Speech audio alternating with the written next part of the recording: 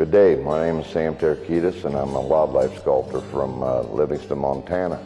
And we're here today in my studio, and I was going to explain to you a little bit about how it is that I do a sculpture in bronze. And but anyway, I've got a couple pieces here in different stages of completion. And generally the way I start is with an armature that I built out of pipe and wire. It's the skeleton, per se, of the sculpture. We wouldn't stand up without a skeleton, neither will the clay sculpture. And then I'll build a foam body and then build up clay on top of that. Now this one here is a rough sketch, and this is another the other half of the piece, which is a little farther along in completion.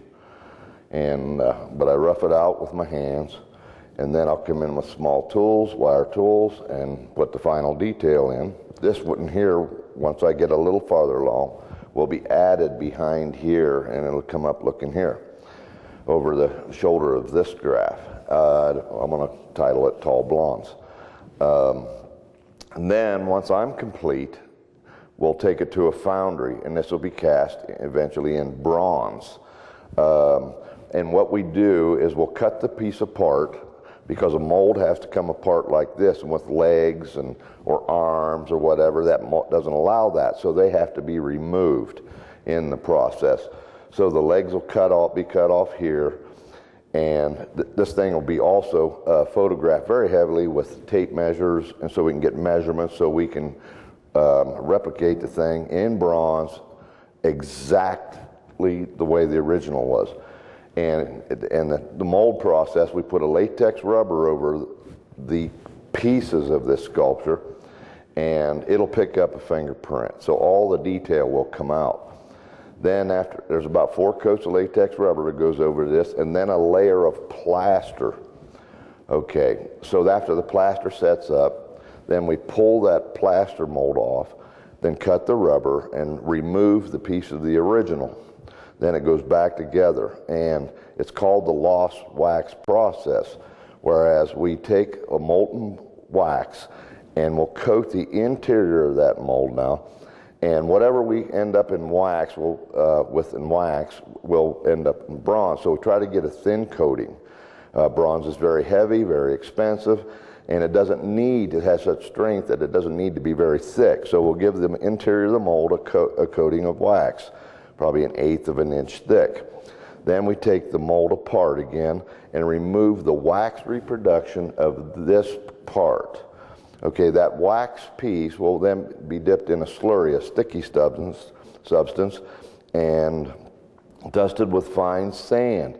And that'll dry, and once that's dry, it'll be again immersed into the slurry and dusted with a coat of sand until we build a heavy cast over that. Then it'll go into an oven while the bronze, which melts at 1400 degrees, is melting. Then they'll turn the thing upside down, and it'll heat that shell, and the wax therefore run out, the lost wax process. And while that shell is hot, then the molten bronze is poured into it. So the bronze fills the void that the wax once filled. And then when that cools, then we air hammer and sandblast that shell off, and then weld the piece all back together using bronze rod, and referring to the photographs again, and putting the detail back into the molds and measurements to make sure that is an exact duplicate of this piece. And we can do 20 pieces and they'll all be identical, because we refer to the photographs and measurements from the original. Doing the study on these animals is just amazing. The anatomy, and it's like their heart is about the size of a Jeep to pump the blood, up to the head, and these long legs, they're just such a huge animal. They're incredible. But yet, you view them in distance, they look so graceful, but I got to spend a little time with one in Calgary, Alberta at the zoo, and for some reason this giraffe was fascinated as much with me as I was with him, and he picked me out of the crowd. He come down and nibbled on my shirt, and I just could not get over the size of the head and the size of the eyes. I mean, they're just enormous. Thought a horse had a big head, but not compared to a giraffe. They're just enormous. This is a wire sculpting tool that I use.